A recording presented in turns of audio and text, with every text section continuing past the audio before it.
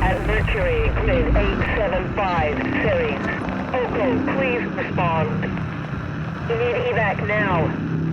The storm is a factor 12. We've lost Lee, data is down, and Otis is incapacitated. Over. This is 242. We need help.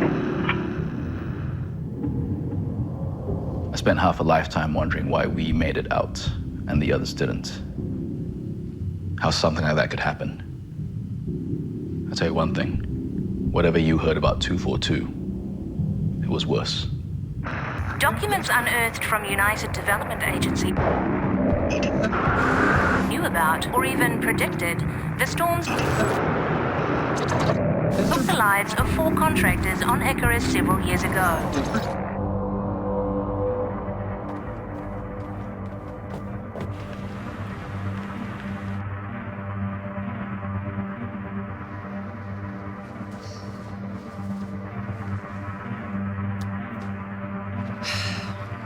What was the UDA's reaction to the leaked transmission?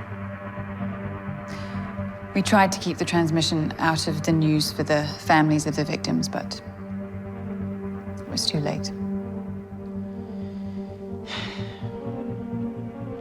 Otis left for Icarus when he was 22. Said he was going to come back richer than anyone. That was the last time I saw him. We knew that Icarus was dangerous. But this was different. That storms like that could kill. No one knew. People say storms. Storms are what happen on Earth. This was like the whole planet turned against you. When you're talking about storms on Icarus, you can't compare the power and destruction of those events with anything on Earth. It's completely different. They're 100 times deadlier. What happened was tragic, and we lost a lot of good people. But could it have been avoided? How? Is the UDA responsible? No. Tell that to Isaac Keller. He was UDA Earth Comms. He always said that they knew that the storm was coming. But exotics always mattered more. He tried to go public with it, and look what happened. Well, I'm about to finish what he started, because now I can prove it.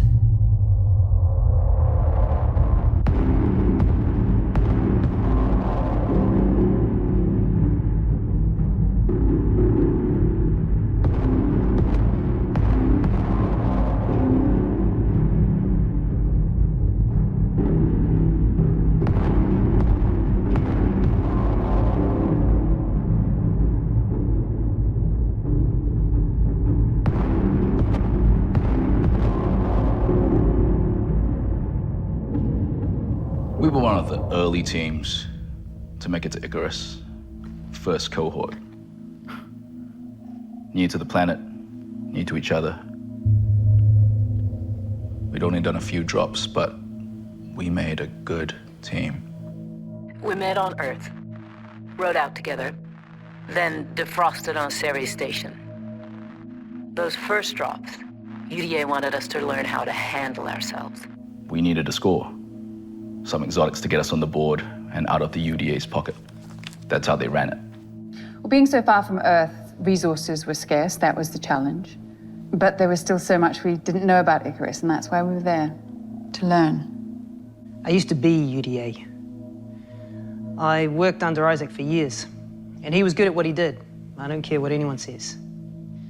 But then terraforming collapsed, and we discovered exotics. Exotics changed everything. Space travel. They opened the galaxy to us, dozens of planets. But as we studied them, these new worlds, we learned how unique Icarus really was. The UDA knew they'd hit gold. They just needed some people to bring it back for them. I quit. UDA didn't care about those prospectors. I tried to tell Otis. They were tools, nothing else. I couldn't be a part of that. The success of operations on Icarus depends, and has always depended, on the well-being of the women and men who work there. Their safety is paramount. But safety protocols exist because there are risks. They're never foolproof. While some parts of Icarus may resemble Earth, remember, this is an alien world with many different threats. The storms were wild. Winds that could snap trees in half. We assumed that was the bad weather. We thought we knew what we were up against. We had no idea. Icarus is a similar size to Earth, orbiting Minos, a gas giant. This means it's subject to immense tidal forces. Under those conditions, stability is impossible. When the terraforming failed, it destabilized Icarus even further. We didn't hurt it. We just made it angry. So far from Earth, you must be careful to follow all guidelines and safety directives. Remember, they're there for your protection. We had a simple plan. Stick to the forest for shelter, spiraling out till we found a seam of exotics, so we weren't too far from our pods when the drop window closed. You must be prepared to find or make shelter at short notice, as conditions on the surface can change extremely rapidly. When the first storm hit, the problem wasn't that it was bad. The problem was it wasn't. If it had been worse, we might have pulled out, but we handled it. We built shelter, put out fires where lightning hit, fixed anything we needed to. You could think of storms on Icarus as being, in some ways, like earthquakes, but in reverse.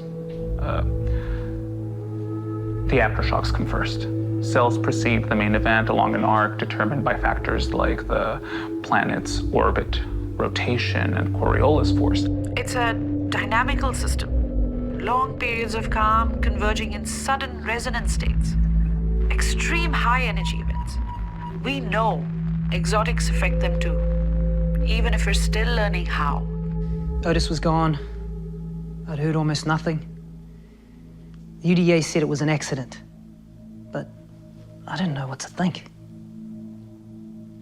Finally, I reached out. Isaac was management, and I knew it could get him in trouble, but I had to know. The UDA sent all Icarus comms logs back to Earth on a slow beam. It took years, but eventually, all he had to do was search the logs for the day the storm hit. And surprise, the Lagos unit had sent an alert to the orbital stations. They knew the course of the storm and its intensity. They knew. They knew. Isaac wasn't sure about going to the media. But what? We were just going to keep that to ourselves? Originating from terraforming stations around Icarus itself. UDA hopes your time on Icarus is... The data was allegedly uncovered by a UDA Datanetics employee. UDA spokesperson Gene Hurt. The commander of Ceres Station has been relieved of his post, effective immediately. Messages are missed sometimes, even priority ones. But there was no question someone needed to be held responsible. The responsibility for drop safety on Ceres Station lay with the station commander. He greenlit Drop 242. He was removed. They fired the OS commander, and then they fired Isaac. Blacklisted from every major corp in the ACS. That's the price you pay for doing the right thing. This far from Earth, the best guardian of your safety is you. We searched for another day and a half, higher up, below the tree line. Then it happened.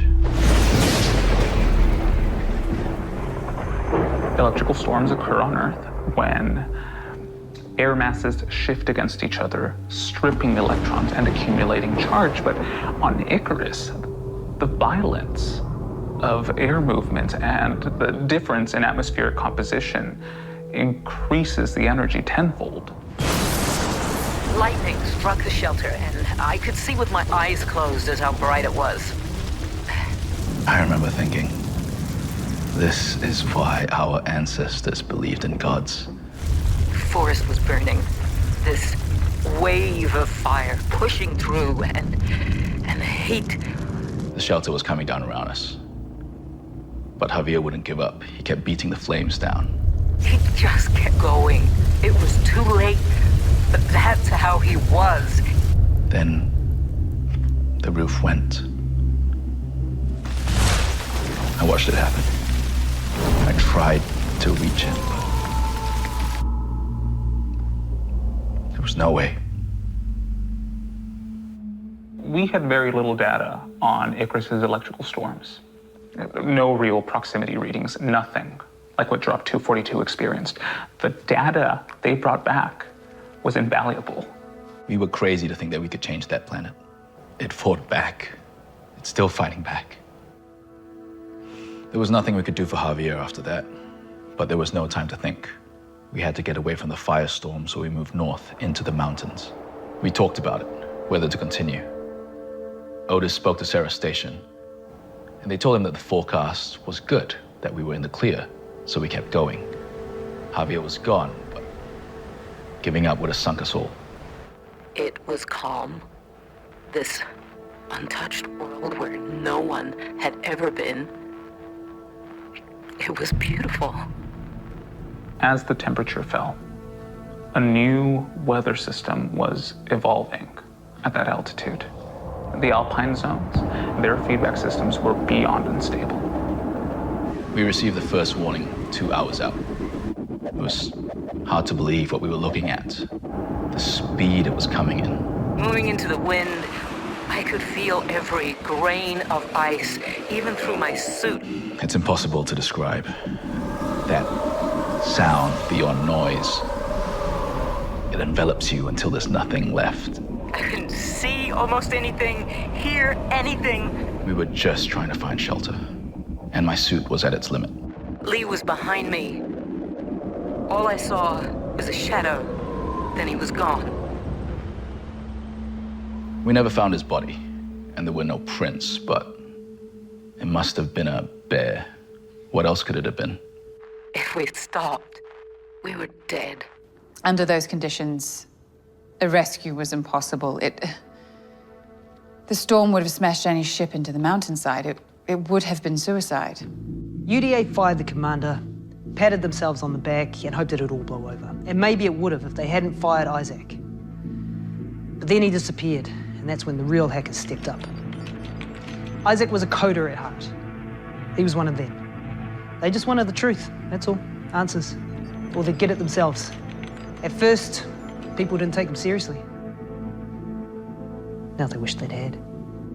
In the event of an accident or equipment failure on the surface, responsibility for your survival rests with you and your team alone. There were cliffs to the west. We couldn't see anything, but that was our only chance at shelter. I had Otis with me. He was suffering from exposure, frostbite. Dara was with me, but she fell. I couldn't get her up. She wouldn't move. Is 242 at Mercury, grid 875, Ceres. Oko, please respond. Zella got us to the cliffs. At the foot, we got lucky. Found a cave. We tried to keep Otis warm, but we had so little fuel. His suit was damaged. We tried to fix it. It wasn't enough. He died before dawn, as the storm was fading. The cave that saved us was his tomb. Knowing that your child is 4 light years away, it's not natural. But getting a call 2 years later telling you that he'll never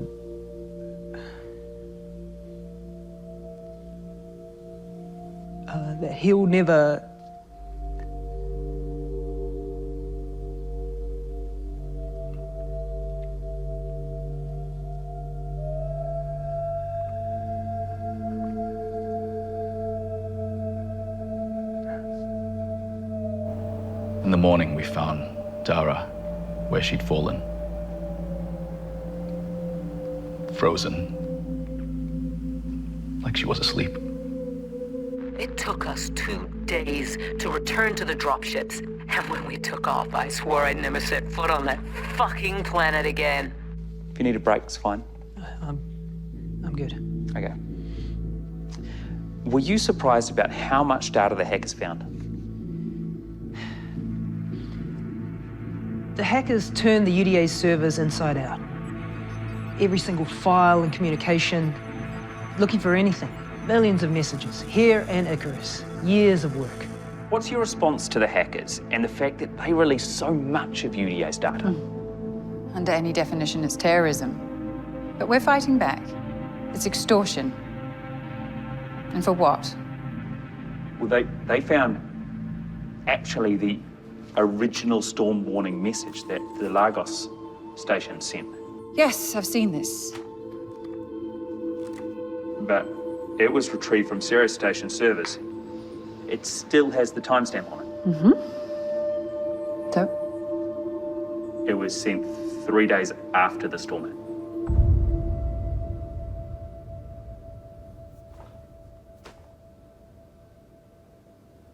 The warning came 3 days later. 3 days.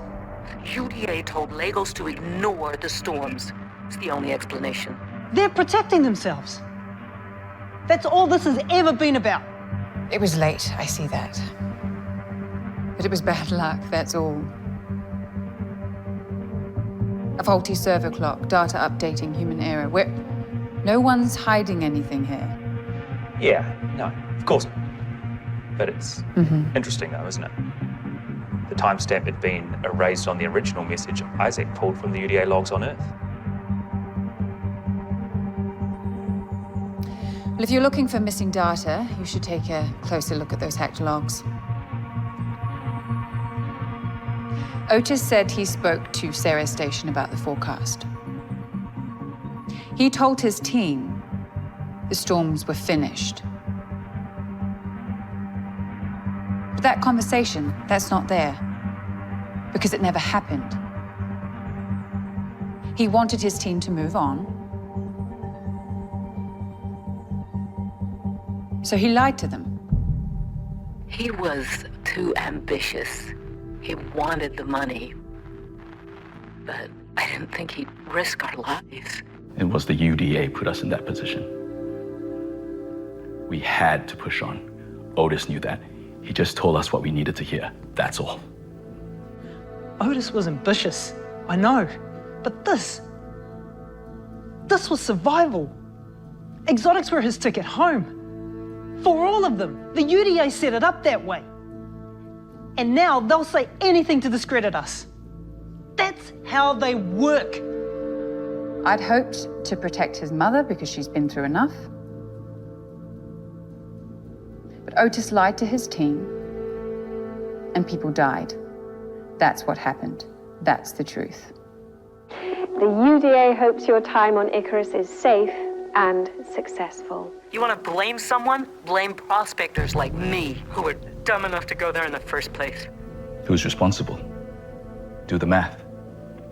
Who gains the most from exotics? Here's a clue. No one on Icarus.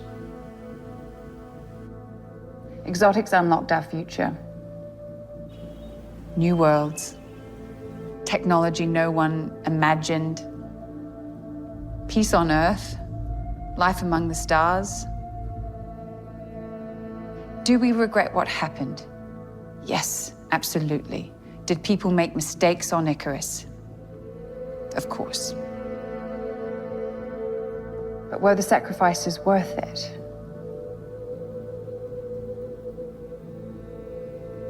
Look around you. I can't change the past, but I can help the future. The price we're paying is too high. We're putting our children, in the hands of people who only care about one thing: